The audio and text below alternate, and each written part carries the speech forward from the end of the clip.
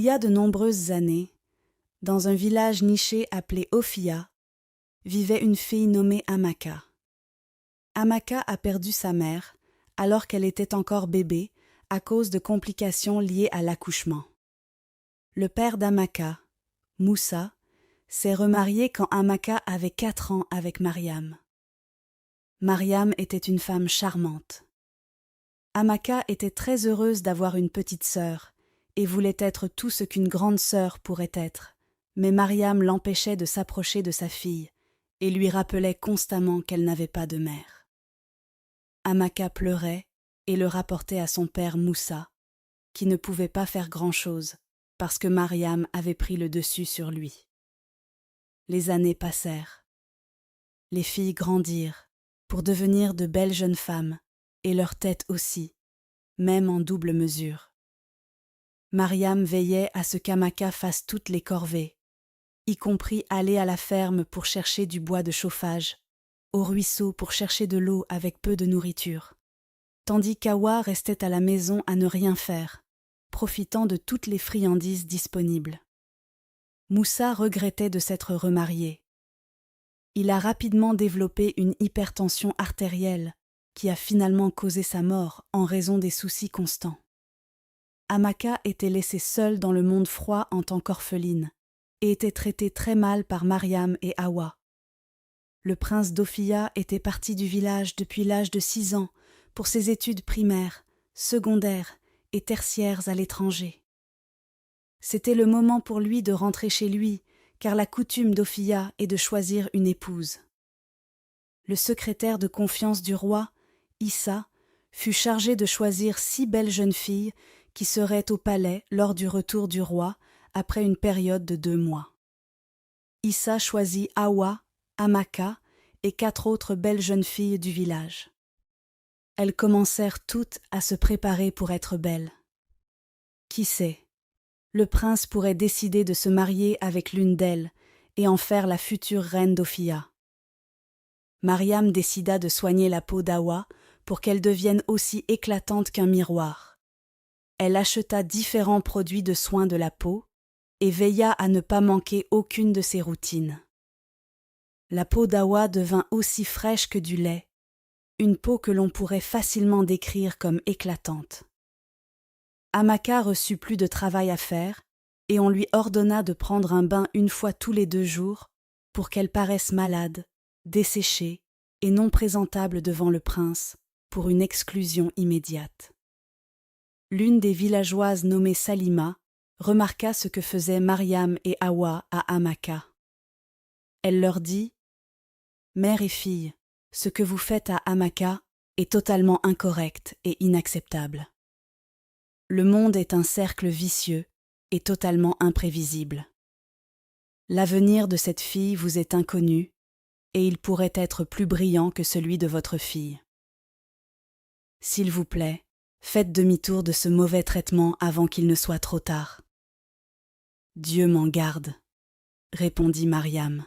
« L'avenir de ma fille est assuré et Amaka ne sera jamais à sa hauteur. » Awa dit à Salima, « Il est évident que tu ne me veux pas du bien, alors s'il te plaît, pars maintenant. »« Oh » répondit Salima, « que la terre, les arbres et tout ce qui nous entoure soient témoins que je vous ai avertis. » Il restait un jour avant que les filles sélectionnées ne se rendent au palais.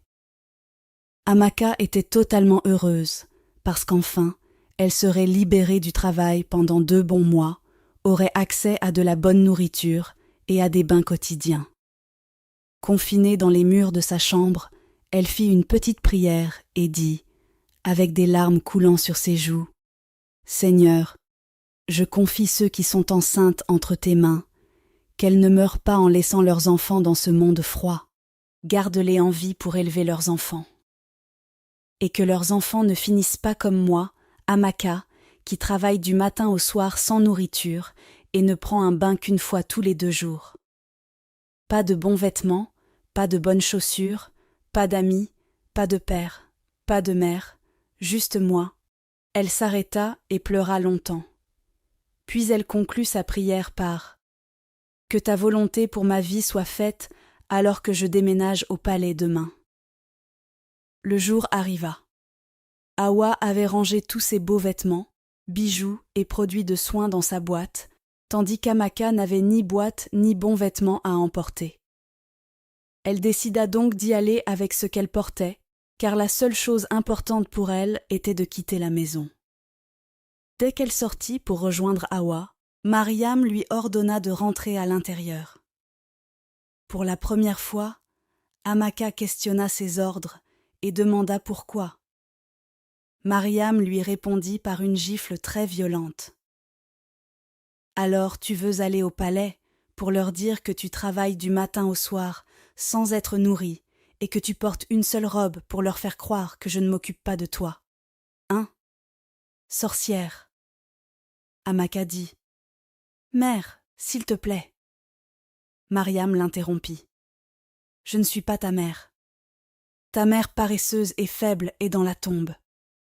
Si tu as quelque chose à dire à ta mère, alors trouve sa tombe. » Elle se tourna ensuite vers sa fille Hawa et dit « Quand ils te demanderont où est Amaka au palais, dis-leur simplement qu'elle a dit que le roi, le prince, les anciens et les habitants d'Ophia peuvent tous aller en enfer, qu'elle n'est pas intéressée. » Hawa dit à Amaka « Ô pauvre fille, essaie d'avoir une mère dans ta prochaine vie. » Elle prit ensuite sa boîte et partit pour le palais.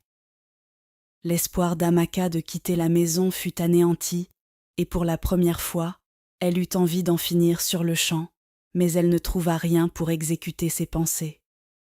À ce moment-là, Salima apparut sur les lieux et demanda ce qui s'était passé. Mariam dit « Rien ne s'est passé, madame, rentrez chez vous. » Salima se tourna ensuite vers Amaka et lui demanda ce qu'elle faisait encore à la maison, sans être habillée, alors que ses camarades étaient déjà arrivés au palais. Amaka trouva le courage de raconter à Salima comment sa belle-mère l'avait obligée à s'asseoir et comment elle travaillait du matin au soir avec peu ou pas de nourriture à manger, et comment elle l'avait aussi forcée à se baigner une fois tous les 2 jours, et que ce qu'elle portait était le meilleur de tous ses vêtements. Salima se tourna vers Mariam et dit « Femme, où est ta conscience? Tu étais censée être un pilier de soutien, un guide et une mère pour cette jeune fille à qui la vie n'a pas été favorable. Mais tu as décidé d'être son cauchemar. Comment dors-tu la nuit en sachant que tu vis sous le même toit avec quelqu'un qui n'a pas mangé ni pris un bain? Comment? Mariam, l'enfant de ta semblable. » À ce moment-là, Amaka était tellement brisée qu'elle dit à Salima « S'il vous plaît, madame, comment puis-je mourir maintenant, parce que je ne peux pas continuer à vivre dans ce monde misérable ?» « Ne dis plus jamais cela, » dit Salima. « Tu es un enfant du destin. Et peu importe ce que Mariam et Hawa ont pensé faire, tu dois accomplir ton destin. » Elle se tourna ensuite vers Mariam et dit « Si tu ne la laisses pas partir immédiatement, j'irai personnellement te dénoncer au roi. Et Hawa, ta fille, sera expulsée et vous serez toutes 2 sévèrement punies. » Mariam n'avait plus d'autre option que de laisser Amaka rejoindre les autres jeunes filles au palais. Elle s'assura qu'Amaka prenait un bain complet et lui donna quelques vêtements de sa fille. Amaka était très reconnaissante et se rendit au palais.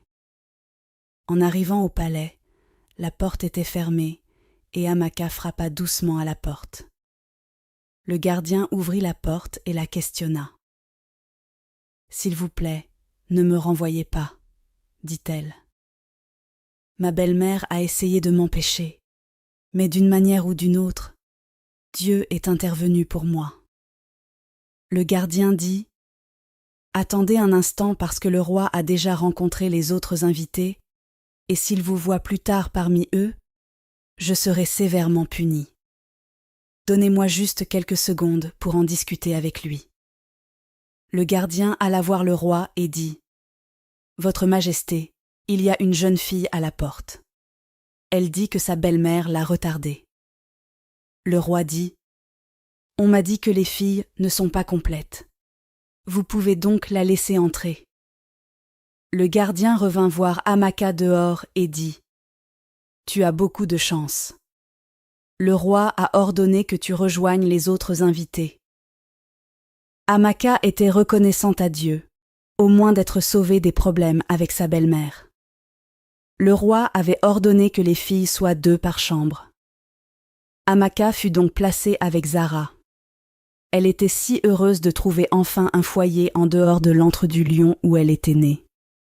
Une réunion fut organisée pour que les filles se présentent aux servantes du palais, et Hawa commença, suivie de Zara, Ogechi, Fatou, Ijeoma et enfin Amaka. Le roi n'a pas divulgué la raison pour laquelle il voulait qu'elles soient 2 par chambre. Alors il installa secrètement des caméras dans leurs chambres et à des endroits stratégiques du palais. Une semaine passa et les filles se comportèrent bien. Cependant, leur vrai caractère se révéla dès la 2e semaine. Lors de leur routine matinale, Amaka réussit brillamment car elle était habituée à travailler seule. Hawa était tellement jalouse qu'elle décida de faire quelque chose qui ferait qu'Amaka soit expulsée du palais. De son côté, Amaka évitait Hawa et obéissait à toutes les instructions, car elle ne voulait pas avoir de problème. Elle ne restait presque jamais sans rien faire, car elle n'avait pas été élevée ainsi. Alors elle se retrouvait parfois à la cuisine pour aider les servantes à cuisiner et à faire la vaisselle. Elle se sentait tellement détendue parmi les servantes et espérait même être employée comme l'une d'elles dès que les 2 mois seraient écoulés. Ogechi était très turbulente au palais et revendiquait une position qu'elle n'avait pas atteinte, tandis qu'Ijeoma couchait avec l'un des gardes du palais et finit par tomber enceinte, ce qui entraîna son expulsion du palais. La mère d'Hawa, Mariam, prépara un charme qu'elle introduisit en cachette dans le palais le jour du retour du prince, avec une note écrite expliquant comment Hawa devait l'appliquer. Hawa le frotta sur sa langue le lendemain matin, entra et salua le prince dans sa chambre, et immédiatement elle dit « Bonjour, mon prince ». Le prince fut envoûté et perdit tout sens de la décence. Le même charme fit que toutes les jeunes filles commencèrent à se comporter bizarrement, sauf Amaka, qui n'était en compétition avec personne. Hawa était tellement heureuse que le charme ait fonctionné et commença automatiquement à se comporter comme la reine d'Ophia, donnant des ordres à tout le monde avec le soutien total du prince. Amaka et le chef des gardes du palais devinrent si proches qu'elle lui raconta l'histoire de sa vie. Elle voyait comment les autres jeunes filles se comportaient et comment tout était devenu une compétition de guerre, et elle discuta avec le chef des gardes du palais de son désir de rencontrer le roi pour lui dire qu'elle souhaitait se retirer volontairement et aussi demander à être employée comme servante au palais. Le chef des gardes dit « S'il te plaît, ne pars pas. Tu es une si bonne fille, une belle jeune fille bien élevée. Si j'étais riche, je paierais immédiatement ta dot pour t'avoir rien que pour moi. » Amaka rit et dit « Tu n'as pas besoin d'être riche pour que j'accepte ta proposition. Si tu me demandes de t'épouser, j'accepterai. Nous travaillerons tous les 2 ici au palais, économiserons de l'argent, puis nous démissionnerons pour construire notre avenir ensemble. » « Es-tu sérieuse ?» demanda le chef des gardes du palais. « Oui, je le suis, » répondit Amaka. « Dis-tu cela parce que tu cherches un moyen d'échapper à ta belle-mère » demanda le chef des gardes.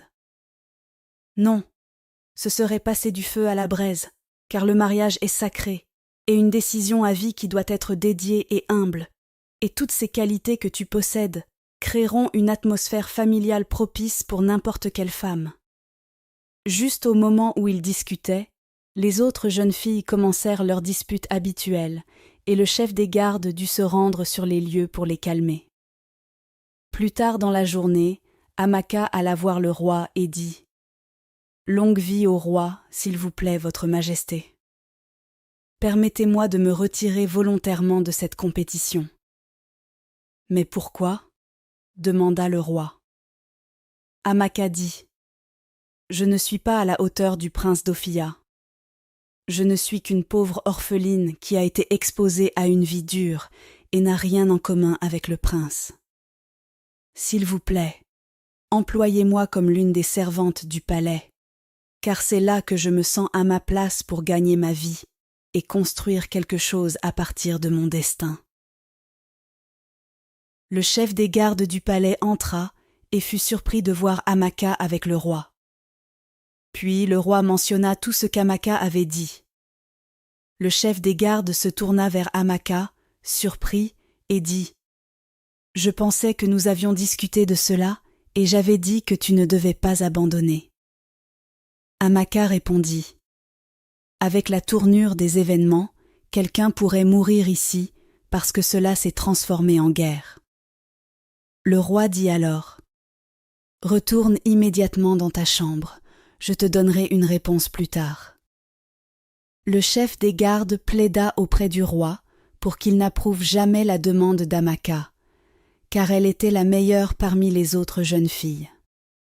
Le roi sourit et hocha la tête en signe d'approbation, car il était pleinement conscient de ce qui se passait dans le palais grâce aux caméras secrètes. Le roi ordonna aux gardes de rassembler toutes les invitées pour une réunion à huis clos. Sa Majesté remercia toutes les filles d'avoir accepté de rester au palais jusqu'à présent et expulsa Ijeoma et Ogechi pour leurs actes immoraux dans le palais. Elles nièrent, mais le roi leur donna les dates et les heures où cela s'était passé et dit « Vous ne pouvez pas devenir la future reine avec une telle attitude, car vous apporteriez la honte à la maison royale. » Elles furent accompagnées hors du palais par les gardes du palais, donc Awa, Amaka, Zara et Fatou furent invitées à retourner dans leur chambre. Amaka était déçue que le roi n'ait pas pris en compte sa demande. Elle était fatiguée de tout cela et voulait juste rester avec les servantes pour commencer une nouvelle vie. Mariam se faufila dans le palais et trouva sa fille dans un coin du palais, ignorant qu'elles étaient surveillées par une caméra.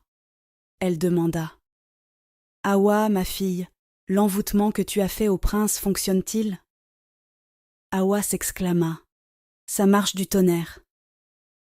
Elle raconta à sa mère comment elle s'était comportée comme la reine d'Ophia avec le soutien total du prince et comment elle avait servi le prince presque toutes les nuits. Mariam, sa mère, dit alors « Tu veux dire que je devrais rentrer chez moi et commencer à m'entraîner à devenir la future mère du prince ?»« Oui, ô maman !» répondit Awa. Elles rirent et Awa dit « Cette fille, Amaka, vivra un enfer sur terre, car elle sera ma servante personnelle quand je deviendrai enfin la reine. » Mariam dit « Un piège tendu est un piège tendu. Et quand je deviendrai belle-mère royale, cette Salima recevra une leçon que dans sa prochaine vie, elle apprendra à se mêler de ses affaires. » Awa dit à sa mère de quitter immédiatement le palais avant que quelqu'un n'écoute leur conversation. Le prince, qui avait été envoûté, commença à annoncer qu'il avait fait son choix et qu'Awa était celle que son cœur désirait et la seule qui le faisait vibrer. Amaka ne pouvait plus attendre le dernier jour. Elle eut l'idée de demander au chef des gardes de lui permettre de cuisiner pour les jours restants qu'elle passerait là-bas. Elle espérait que le roi considérerait automatiquement sa demande. Quand il mangerait son repas, le chef des gardes, qui ne connaissait pas les intentions d'Amaka, n'hésita pas à exaucer son souhait. Le roi et le prince ne purent nier que les repas servis au palais avaient un goût différent avec tout en modération. Le roi demanda si un nouveau cuisinier avait été embauché sans son approbation. Le chef des gardes répondit « Non, votre majesté.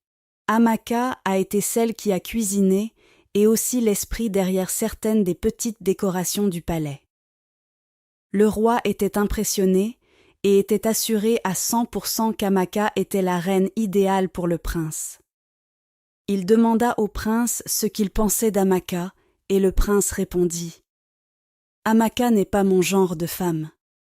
J'ai déjà fait mon choix et c'est final. » Hawa n'était pas à l'aise.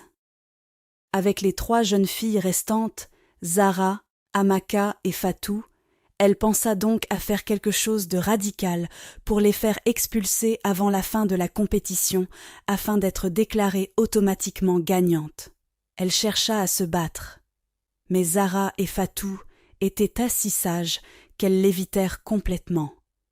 Mais Fatou tomba dans le piège, et le prince devint si furieux qu'il dit « Tu as osé te battre avec ma femme, hein, qui t'a donné cette audace ?» Et il ordonna aux gardes de la jeter hors du palais. Hawa était tellement heureuse de mener la compétition, et il restait 2 jours avant la fin du séjour au palais. Amaka retourna voir le chef des gardes et dit « Je tiens sincèrement à te remercier d'être un ami. » Le chef des gardes apprécia aussi qu'elle soit une bonne fille. Amaka demanda ensuite « Peux-tu me rendre un service ?»« Pourquoi pas ? À quoi servent les amis ?» répondit le chef des gardes. Amaka continua « S'il te plaît, aide-moi encore à relater au roi mon souhait d'être employée comme l'une des servantes du palais. Il nous reste 2 jours et sincèrement, je ne veux pas retourner chez moi car ma belle-mère me tuera cette fois-ci. Je préfère rester ici, même si Hawa est couronnée future reine d'Ophia, parce qu'il y aura une limite à ce que je pourrai subir.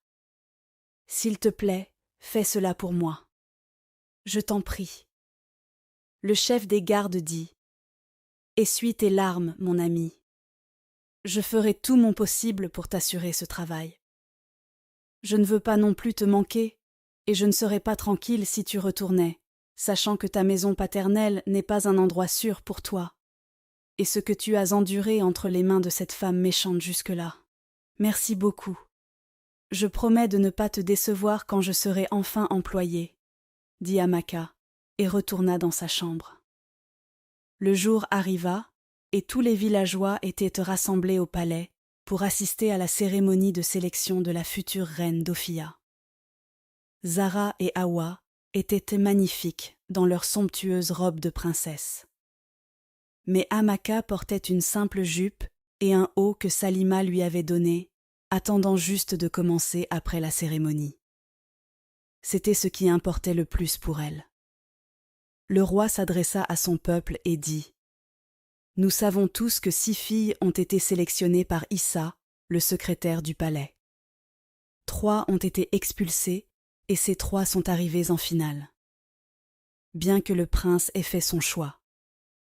Mais comme la coutume du village d'Ophia l'exige, le prince doit le déclarer en présence de tous les villageois. » Et tous les villageois répondirent « C'est vrai, votre majesté. » Le roi continua.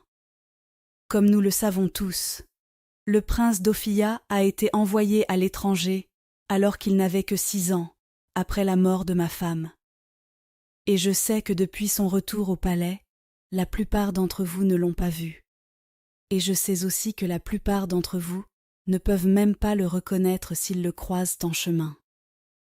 Alors, mon peuple, permettez-moi de vous présenter le prince d'Ophia. » Les villageois commencèrent à applaudir, et il dit « Voici Ekeni, le prince de cette terre. » Tout le monde fut choqué de voir le chef des gardes du palais. Hawa s'évanouit, et sa mère resta sans voix. Ekeni, le soi-disant chef des gardes du palais, salua son peuple, et leur raconta comment son père, le roi, avait élaboré un plan, et combien il en était reconnaissant, car le plan lui avait offert le meilleur cadeau que tout homme puisse demander. Le prince Ekeni dit alors « Mon peuple, la future reine de cette terre, n'est autre qu'Amaka. » Amaka ne pouvait pas croire ce qui se passait, alors elle resta là sans bouger. Elle était juste sans voix. Et soudain, des larmes coulèrent de ses yeux. Le prince Ekeni alla à sa rencontre, essuya ses larmes et ordonna aux gardes d'apporter la robe royale qu'il avait fait confectionner pour elle. Cela restait un rêve pour Amaka, car elle ne croyait pas que le Seigneur serait si prompt à intervenir pour elle. Elle porta la robe et était ravissante. Mariam et Hawa, honteuses et incapables d'assister à la scène d'Amaka, couronnée future reine d'Ophia, durent quitter le palais en courant. Des mois passèrent, et Hawa découvrit qu'elle était enceinte du soi-disant prince qu'elle avait rencontré au palais.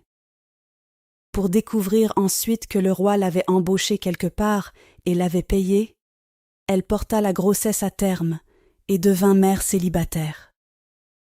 Si vous avez aimé cette histoire, abonnez-vous et laissez un petit commentaire chaleureux pour m'encourager. Dites-moi également dans les commentaires depuis quel pays vous avez suivi cette vidéo.